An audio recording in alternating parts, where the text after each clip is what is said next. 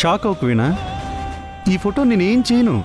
Just నువ్వు దీని మీద ప్రమాణం చేసి పెన్ డ్రైవ్లో ఉన్న డేటాను మరెక్కడా సేవ్ చేయలేదని, అలాంటిది నీ దగ్గర లేదని ప్రమాణం చేసి చెప్పు. ప్రమాణం చెయ్యి.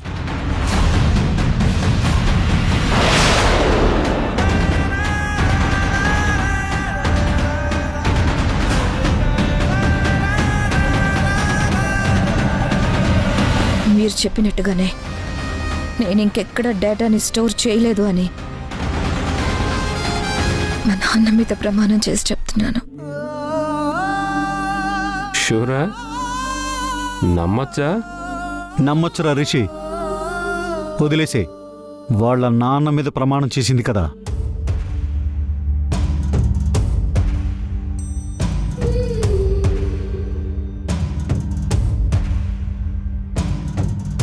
రిషి, ఆ పెన్ డ్రైవ్లో ఉన్న డేటా మొత్తం స్మాష్ చేసి పడాయి. Okay dad.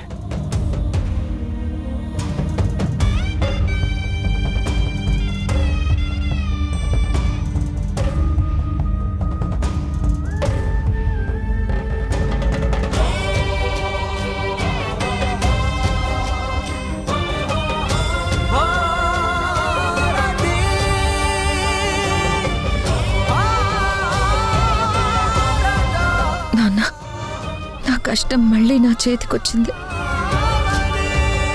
ఇప్పటికీ వాళ్ళని వదిలిపెట్టినా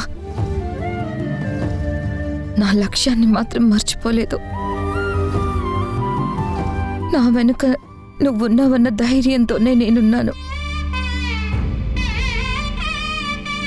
ఈరోజు వీళ్ళు నన్ను ఓడించొచ్చు, కానీ రేపని రోజు నేను గెలిచి తీరుతాను.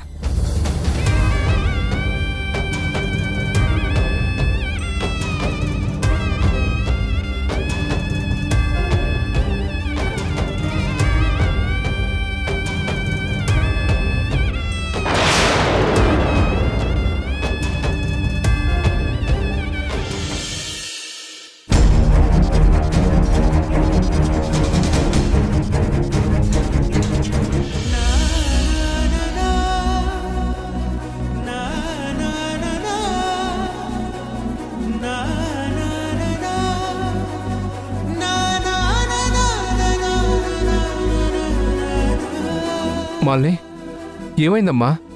నేను ఎంత కంగారు పడ్డానో తెలుసా? అసలు ఏం జరిగింది? మీరేం కంగారు పడకండి అంకల్.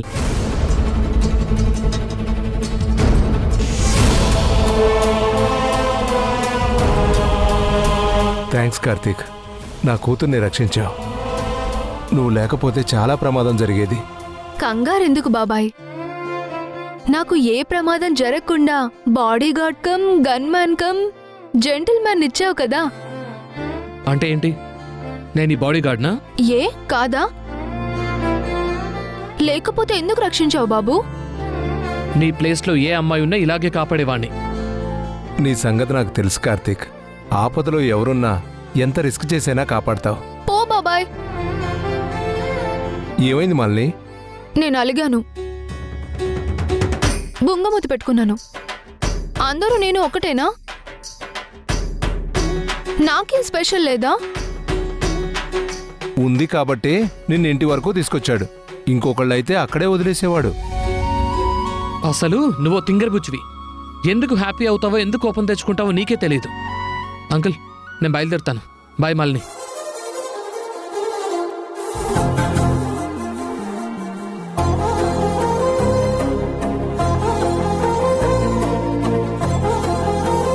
మాలిని ఏదో కన్ఫ్యూజన్లో ఉంది. అందుకే కాసేపు కోపంతో, కాసేపు సంతోషంతో ఉంటుంది.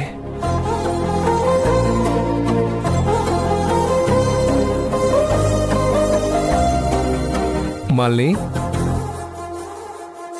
Karthik really great. చేతనైనంతలో ఇంకొకళ్ళకి సాయం చేయాలనుకుంటాడే కానీ వెనక్కి తగ్గడు. ఇంత మంచి లక్షణాలున్న కుర్రాళ్ళు ఈ రోజుల్లో చాలా తక్కువగా ఉంటారు. అవును, ఇందాక ఫోన్లో అలా మాట్లాడావేంటమ్మా? ఏమైంది? సరే, ఇష్టం లేకపోతే చెప్పొద్దు. అమ్మా, నొప్పిగా ఉంటే చెప్పమ్మా, హాస్పిటల్కి వెళదాం. వద్దు బాబాయ్, దెబ్బ చాలా చిన్నది, జస్ట్ గీసుకుందంతే. కార్తీక్ కర్చీఫ్ కట్టాడు కదా, తగ్గిపోతుందిలే.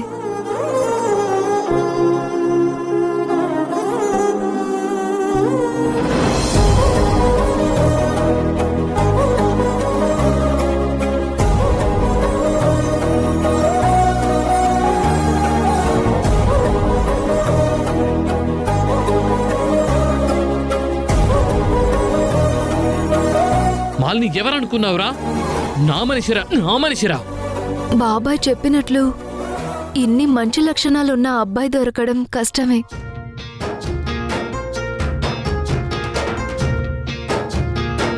అంటే నేను ప్రాబ్లంలో ఉంటే నన్ను సేవ్ చేసినట్టు వీణ కూడా ఏదో ప్రాబ్లంలో ఉంటే తనని హక్ చేసుకొని ఓదార్చాడన్నమాట.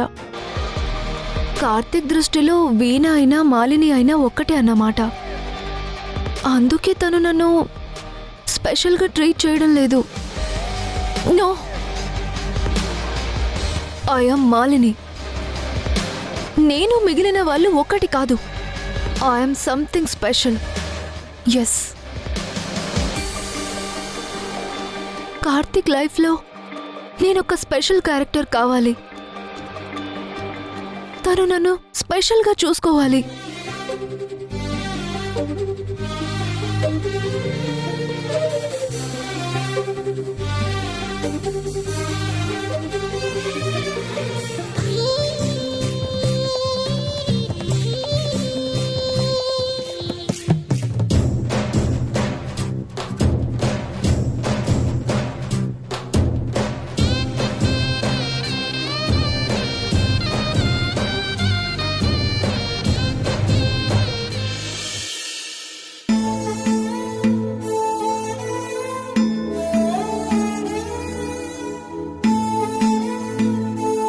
నాన్న, మన బ్రతుకులు ఇలా కావడానికి కారణం ఈ ఫ్యామిలీయే.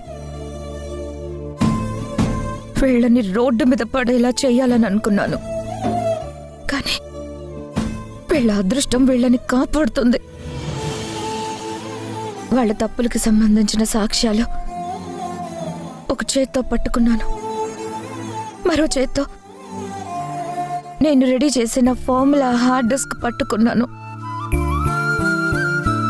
గెలుపు నా చేతికి అందే టైంకి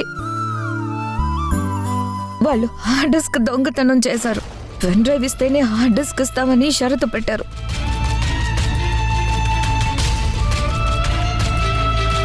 తప్పలేదు నాన్న,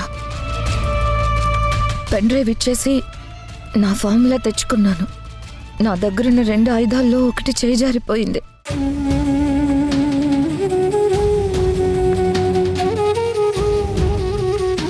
ఈ మాత్రానికే నేను నిరాశపడ్డం లేదు నాన్న.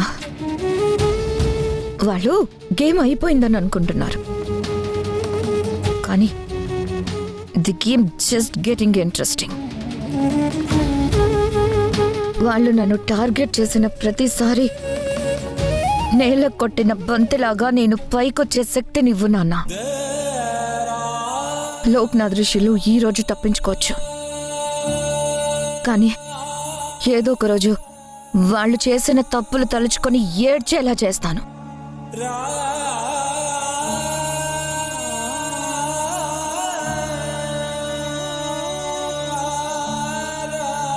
ఈ బిజినెస్లో నన్ను నేను ప్రూవ్ చేసుకోవడానికి నా దగ్గర ఉన్న బ్రహ్మాస్త్రం ఇదే నాన్న. దీంతోనే ఈ బిజినెస్ని ఎవ్వరూ ఊహించిన స్థాయికి తీసుకెళ్ళి నా లక్ష్యాన్ని నెరవేర్చుకొని ఈ ఫ్యామిలీని రోడ్డు పాలు చేస్తాను. ఈరోజే ఈ ప్రోడక్ట్ని లాంచ్ చేయబోతున్నాను నాన్న. నాకు నీ ఆశీర్వాదం కావాలి.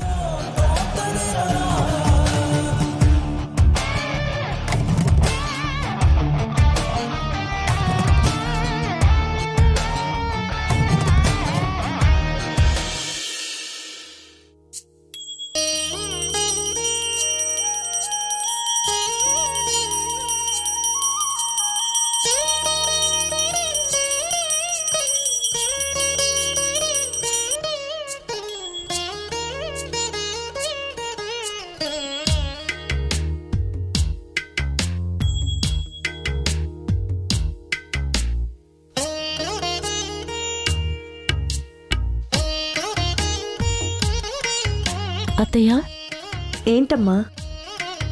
ఈరోజు మార్కెట్లో నా ప్రాజెక్ట్ లాంచ్ ఉంది. అది సక్సెస్ కావాలని నన్ను ఆశీర్వదించండి. నేను కాదు వేద, ఆ భగవంతుడు ఆశీర్వదించాలి. అన్ని బలాల్లోకి దైవ బలమే గొప్పది.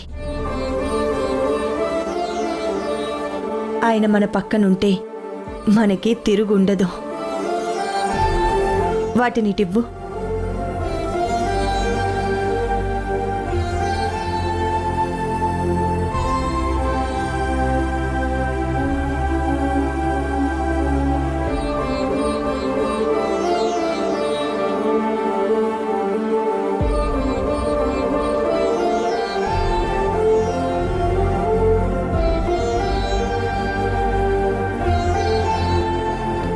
నన్ను దీవించండి అత్తయ్య. నీ సంకల్పం సిద్ధించాలమ్మా. నువ్వు కోరుకున్నదేదైనా నీకు దక్కాలి. లే. చాలా థ్యాంక్స్ అత్తయ్య. మీరు ఆశీర్వదిస్తుంటే అమ్మవారు దీవించినట్టే అనిపిస్తుంది. ఈ బిజినెస్లో నేను గెలుస్తానన్న నమ్మకం కలుగుతుంది. తప్పకుండా గెలుస్తావమ్మా. బిజినెస్లోనే కాదు, మన కుటుంబంలోనే నువ్వు మంచి పేరు సంపాదించుకుంటావు. అత్తయ్య, ఇక్కడ అక్షింతలు వేసి ఆశీర్వదించడమే కాదు, నా ప్రోడక్ట్ ఫస్ట్ సేల్ చేసేటప్పుడు కూడా మీరు నా పక్కనే నిలబడి ఉండాలి. నేనెందుకమ్మా? అలా అనకండి అత్తయ్య. మీ మనసు మంచిది. మీరు ఆశీర్వదిస్తే నేను సక్సెస్ అవుతాను. వేద, ఏ వృత్తిలోనైనా మనల్ని నిలబెట్టేది నిజాయితీ మాత్రమే.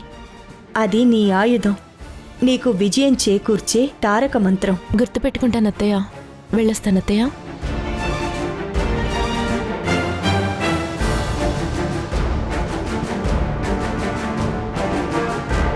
స్వామి, నా కుటుంబంలోని వాళ్ళందరికీ మంచి జరిగేలా చూడు తండ్రి.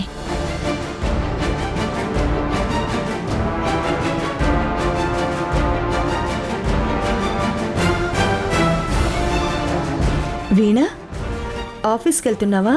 అవునత్తయ్య, ఈరోజు నా ప్రోడక్ట్ కూడా లాంచింగ్ ఉంది. అలాగా, చాలా మంచి విషయం చెప్పావు.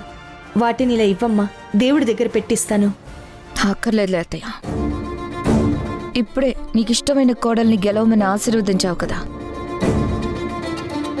ఇప్పుడు నన్ను కూడా బ్లెస్ చేస్తే మా ఇద్దరిలో ఎవరు గెలవాలని కోరుకున్నట్టు? అలా ఎందుకు అనుకుంటున్నావు వీణా? నాకు మీరిద్దరూ సమానమే. నిజం చెప్పత్తయ్యా, నీ బ్లెస్సింగ్స్ ఎవరికున్నట్టు? నాకా, వేదాకా? నాకు మీరిద్దరూ రెండు కళ్ళు లాంటి వాళ్ళు. రెండిటిలో ఏ కన్ను మంచిది చెప్పమంటే ఏం చెప్పను. అయినా వీణా, నువ్వు చిన్నప్పటి నుంచి నన్ను చూస్తున్నావు, నా చేతుల్లో పెరిగా. నీకు నా సంగతి తెలీదా? అలా అనకత్తయ్యా, మనందరం దేవుడు గీసిన బొమ్మలం. కాలం మనలో మార్పులు తీసుకొస్తుంది. మన శరీరం మారినట్టే మనసు కూడా మారుతుంది. లేదు వీణా, అందరి విషయం నేను చెప్పలేను, కానీ నేను గోరింటాకు పార్వతిగా ఎలా ఉన్నానో, ఈ ఇంటి కోడలు పార్వతిగా కూడా అలాగే ఉన్నాను. ఆ ఫైల్ ఇలా ఇవ్వు, పూజ చేసిస్తాను. అక్కర్లేదత్తయ్యా.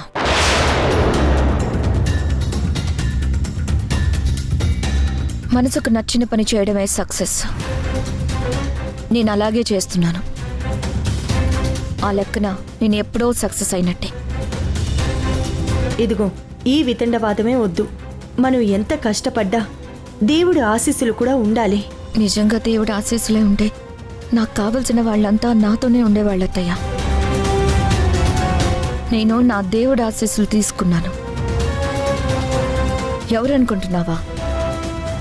మా నాన్న. మొత్తం ప్రపంచం నన్ను వదిలి వెళ్ళొచ్చు, కానీ మా నాన్న నన్ను ఎప్పటికీ వదిలి వెళ్ళడు. ఆయన ఈ లోకంలో ఉన్నా, ఏ లోకంలో ఉన్నా ఆయన ఆశీస్సులు ఎప్పుడూ నాతోనే ఉంటాయి. మీ నాన్న ఆశీస్సులే కాదే, మీ అత్తయ్య ఆశీస్సులు కూడా ఉంటాయి. నేను నమ్మనత్తయ్య. వేదాన్ని గెలవమని ఆశీర్వదించావంటే నన్ను ఓడిపోమ్మనే కదా. అలా ఎందుకు అనుకుంటున్నావు వీణా? నాకు మీరిద్దరూ గెలవాలి. రాజుగారి పెద్ద భార్య మంచిదంటే చిన్న భార్య చెడ్డదనే కదా? నిజమే అత్తయ్య, నన్ను నువ్వే పెంచావు.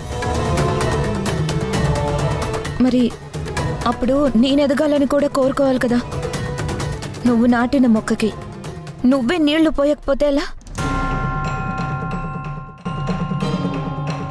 బయట వాళ్లతో యుద్ధం చేయడం తేలికే అత్తయ్య, అయిన వాళ్లతో యుద్ధం చేయడమే చాలా కష్టం.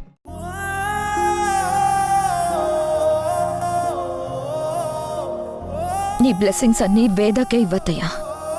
నాపై తనే గెలవాలని కోరుకో. వీణా,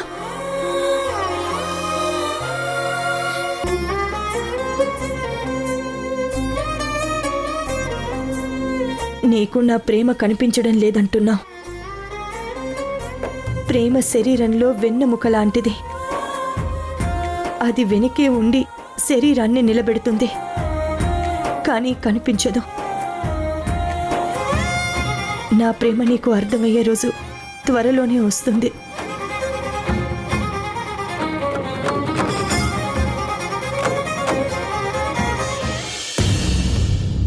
ఎట్టి పరిస్థితుల్లోనూ అనుకున్న టైంకి అనుకున్నట్టుగా మెటీరియల్ వెళ్ళిపోవాలి.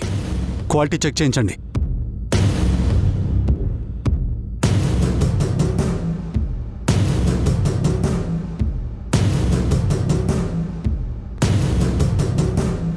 అన్నయ్య, ఓకే బాయ్.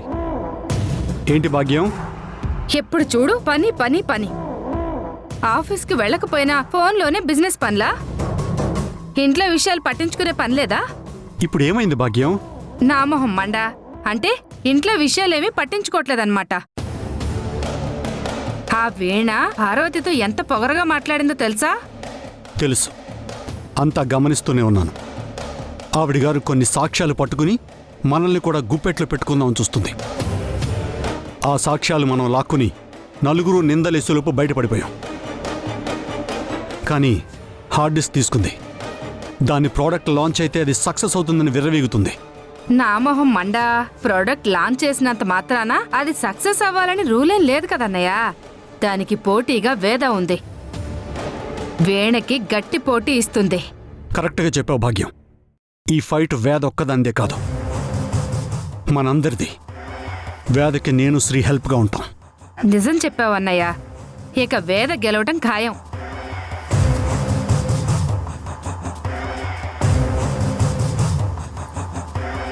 శ్రీ, ఇట్రా.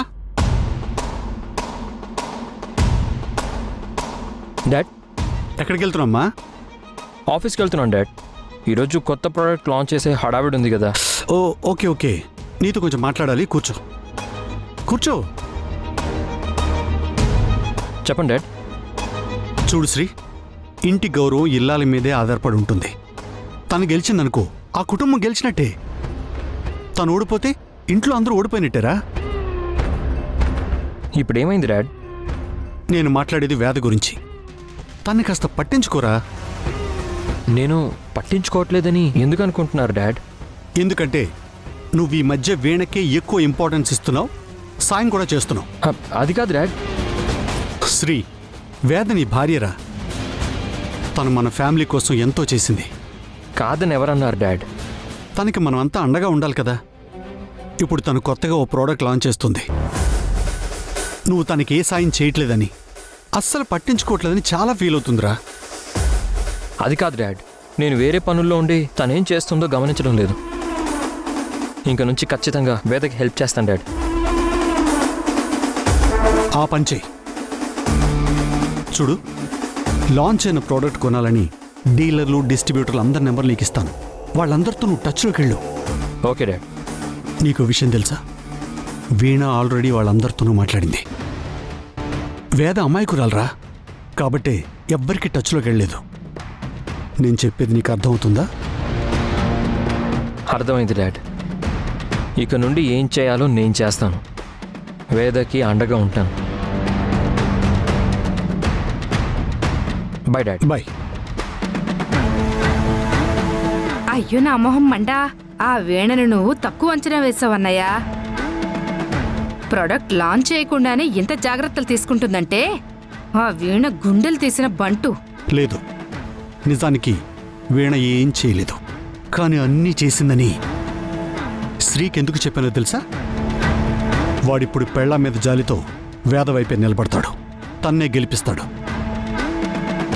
బ్యాక్గ్రౌండ్లో నిలబడి డీలర్లందరితో నేను మాట్లాడతాను. వీణ మన ప్రధాన శత్రువు కాదు భాగ్యం. ఎలాగైనా తన్ని ఓడించడమే మన లక్ష్యం. అది సరే అన్నయ్య, శ్రీకి సలహా ఇచ్చావు. నువ్వు కూడా నీ పెళ్ళంతో కలిసి వెళ్తావా మరి? అది కాదన్నయ్య, వేద నీ పెళ్ళాన్ని రమ్మని చెప్పింది కదా. పార్వతి అక్కడ వేదానే కాదు, వీణను కూడా ఆశీర్వదిస్తుంది. కోడళ్ళిద్దరూ రెచ్చిపోయి బిజినెస్ నిలబెట్టే పనిలో ఉంటారు. అందుకని నేను ఆ పార్వతితో కలిసి వీణని ఆశీర్వదిస్తాననుకుంటున్నావా? అలాంటి పని ఈ లోకనాథ్ ఎప్పటికీ చేయడు. అయితే పార్వతిని వెళ్లకుండా అడ్డుకో.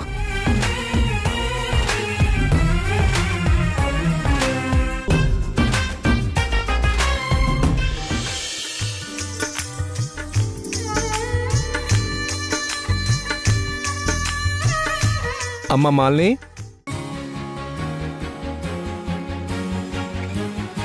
చెప్పు బాబాయ్. ఎక్కడికో వెళ్ళాలన్నావు కదమ్మా, ఇంకా రెడీ అవ్వలేదు? వెళ్తాను బాబాయ్. అవును, కార్తిక్ గాని వస్తాడా? రాడమ్మా. ఈరోజు వేదా వీణాలిద్దరూ కొత్త ప్రోడక్ట్ లాంచ్ చేస్తున్నారు. బహుశా అక్కడికి వెళ్ళుంటాడు. బాబాయ్, నేనొకటి అడుగుతాను చెప్పు. వేద వీణల్లో ఎవరు సక్సెస్ అవుతారు? వీణ. అదేంటి బాబాయ్? వీణకి పట్టుదల ఎక్కువ. ఒక్కసారి పట్టుపట్టిందంటే ఉడుం పట్టే. తన పంతో నెగ్గించుకోవడానికి ఎంత దూరమైనా వెళుతుంది. త్వరగా రెడీ అవు, వెళ్ళు.